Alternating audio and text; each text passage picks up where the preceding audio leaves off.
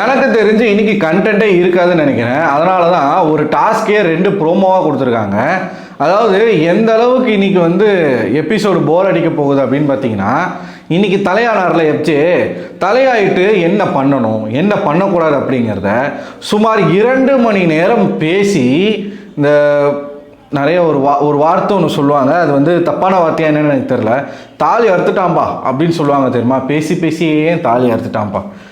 அந்த மாதிரி தான் லிட்டரலாக எனக்கு ஃபீல் ஆச்சு. எனக்கு தூக்கம் சொருகுது இவங்க பேசுகிறத கேட்டு.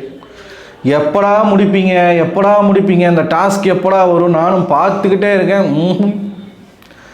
இப்போ தான் முடிச்சிருக்காங்க. முடிச்சுட்டு இவங்கெல்லாம் சாப்பிட்டுட்டு அதுக்கப்புறமா தான் அந்த டாஸ்க் வரப்போகுதான். இப்போ தான் எல்லோரும் சாப்பிட ஆரம்பிச்சிருக்காங்க. அதுவும் இப்போ தான் அல்வா சாப்பிட்றாங்க. இன்னும் லஞ்சு சாப்பிடல. லஞ்சு இவங்க சாப்பிட்டு முடிச்சிட்ட பிறகு இப்போ சமைக்கிறாங்க.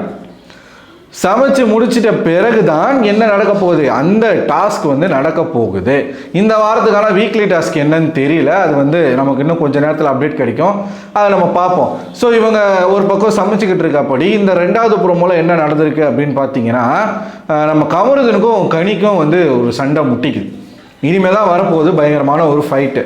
நாமினேஷன் ப்ராசஸ் யார் யார் நாமினேட் ஆகிருக்காங்க அப்படிங்கிறத நம்ம பேசியாச்சு, பார்த்தாச்சு. அதை வந்து ஆல்மோஸ்ட் எல்லாருமே நாமினேட் ஆகியிருக்காங்க. நம்ம போன வீடியோவிலே பேசியிருக்கோம். அது வந்து நீங்கள் பார்த்தீங்கனாலே உங்களுக்கு தெரியும். ஓகேவா, இது ஒரு பக்கம்.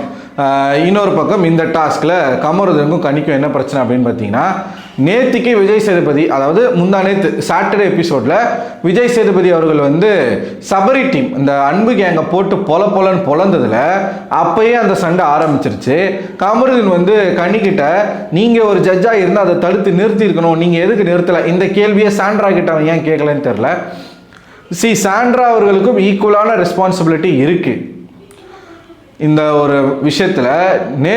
முந்தா நேற்று வந்து அவ்வளோ பயப்படுறாங்க. அவங்க வந்து சபரியோடைய அந்த பைப்பெல்லாம் புணுகும் போதெல்லாம் ஒரு வார்த்தை சொன்னாங்க, திஸ் இஸ் ஃபார் யூ கேர்ள்ஸ்ன்னு சொல்லிட்டு. அதே சபரி கூட பார்வதி வந்து அடிபட்ட பிறகு உட்காந்துக்கிட்டு, நான் சொன்னதை செய்யலை, நம்ம டீல் வந்து முடியல, அதனால் உனக்கு ஷேர் கிடையாது, நான் உனக்கு கழுத்தில் தானே மிதிக்க சொன்னேன், நீ கண்ணில் மிதிச்சிருக்க அப்படின்னு சொல்லிட்டு அவங்க ஃபன்னாக பேசிகிட்டு இருக்காங்க.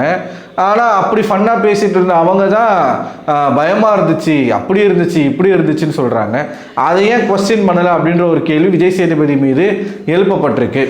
இவரே ஃபேவரிசம் காட்டி வந்து சில பேரை வந்து வெளியில் அனுப்பிடுவார் போல அப்படின்ற மாதிரியும் சொல்லிக்கிட்டு இருக்காங்க. இது ஒரு பக்கம் இருக்குதா. அங்கே தான் கனி அவர்கள் காண்டாயிட்டாங்க. என்னடா அடி, இன்னொரு ஜட்ஜி இருக்காங்க, அவங்கள கேட்காம என்ன மட்டுமே கேட்குறீங்களேன்னு சொல்லி கமருதன் கூட அதுதான் வந்து ஒரு வாக்குவாதமே நடந்துச்சு. நீங்கள் அப்போ பேசும்போதெல்லாம் வந்து ஒன்றுமே பேசாமல் இப்போ வந்து இது ஒரு பிரச்சனையாக ஆக்காதீங்க கமருதன்னு சொல்லியிருப்பாங்க. ஏன்னா அப்போ அடிபட்டப்ப கனி வந்து எக்ஸ்பிளைன் பண்ணியிருப்பாங்க. அப்போ கமருதன் அமைதியாக போயிருப்பார். இப்போ வந்து அவங்க என்ன சொல்கிறாங்கன்னா, அப்போ அமைதியாக இருந்துட்டு இப்போ எது கேட்குற அப்படின்னு சொல்லி கேட்குறாங்க. அந்த வெஞ்சன்ஸ் வந்து இப்போ வரைக்கும் வருது. முதல்ல கமருதன் வந்து பேசுகிறாப்படி. கமருதன் என்ன சொல்கிறாருன்னா, இந்த வீட்டில் எனக்கு ஒரு காம்படிஷனே இல்லை அப்படின்னா அதை வந்து நான் கனி அவர்களை தான் சொல்லுவேன். அவங்க வந்து ஒரு ப்ரௌன் ஷீட் போட்ட புக்கு மாதிரி இருக்காங்க, நான் பேசுகிற எதுவுமே அவங்க கேட்க மாட்டாங்க, அவங்க சொல்கிறது மட்டும்தான் சரின்னு சொல்கிறாங்க, அவங்க பேசுகிறது மட்டும்தான் கேட்கணும்னு சொல்கிறாங்க, அதனால் எனக்கு வந்து இந்த வீட்டுக்குள்ளே அவங்க ஒரு காம்படிஷனே கிடையாதுன்னு நான் நினைக்கிறேன் அப்படின்னு சொல்ல, அடுத்து கனி அவர்கள் அவங்க பங்குக்கு வந்து ரிவெஞ்ச் எடுக்கிறன்ற பேரில் கமருதனை போட்டு பொலன்னு பொழந்துட்டாங்க.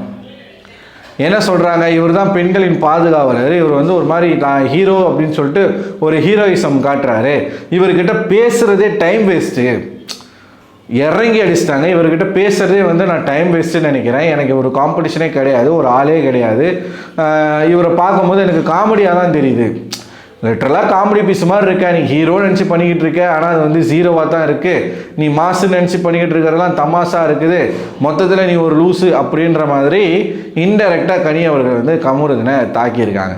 அப்போ பார்வதியோட முகத்தை காட்டுறாங்க. பார்வதியை பார்த்தீங்களா எப்படி பார்க்குறாங்க பாருங்கள். ஸோ இப்போ திவாகர் போயிட்டாரு, கலையரசன் போயிட்டான், இனிமேல் நடுவில் வந்து யாரும் யாரையும் தடுக்கிறதுக்கு ஆள் கிடையாது.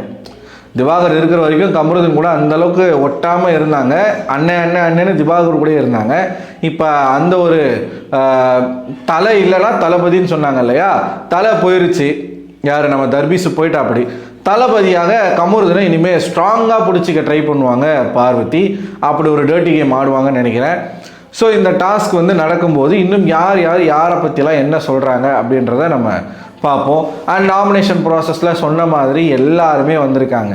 சபரி, கனி, அன்பு கேங்கில் கெமி, ரம்யா, சுபிக்ஷா, வியானா, நம்ம சாண்ட்ரா, அப்புறமா பிரஜின், திவ்யா, அமித், கானா வினோத், பேலன்ஸ் யார் இருக்கானே தெரில, அந்த மாதிரி எல்லாரும் வந்துட்டாங்க. விக்கல்ஸ் முதல் கொண்டு இந்த வாரம் நாமினேஷன்ஸ்க்கு வந்திருக்காரு. ஹால் ஹவுஸ் நாமினேஷன், அதுக்காக தான் இந்த டாஸ்கே வச்சுருக்காங்க, புரியுதுங்களா? எல்லாருக்குள்ளேயும் வந்து ஒரு ட்ரிகர் பாயிண்ட்டை ஏற்றி விடணும் அப்படிங்கிறதுக்காக தான் இந்த டாஸ்க் வந்து வைக்கப்பட்டிருக்கு. முன்னாடியே அதனுடைய விளைவு எல்லாரும் நாமினேஷனுக்கு வந்திருக்காங்க. ஹால் ஹவுஸ் நாமினேஷன் நடந்திருக்கு. ஸோ இதில் வந்து யார் போவாங்க அப்படிங்கிறது நம்மளால் கரெக்டாக சொல்ல முடியாது. ஒரு 2-3 நாள் ஆகும் நமக்கு தெரியறதுக்கு, ஓகேவா? எனக்கு தெரிஞ்சு அப்படி சொல்லணும், ஒரு கெஸ்ஸிங்கில் சொல்லணும்னா ரம்யா ஆர் சுபிக்ஷா வாய்ப்பு இருக்குது, பார்ப்போம். ஸோ இதுதான் இந்த ப்ரோமோவில் நடந்த விஷயம். நீங்கள் என்ன நினைக்கிறீங்க? உங்களுடைய கருத்துக்களை மறக்காமல் கமெண்ட் பாக்ஸில் கமெண்ட் பண்ணுங்கள். அடுத்த ஒரு வீடியோவில் உங்களும் சந்திக்கிறேன். அதுவரை உங்களிடமிருந்து விடை பெறுவது நான் அரவிந்தன்.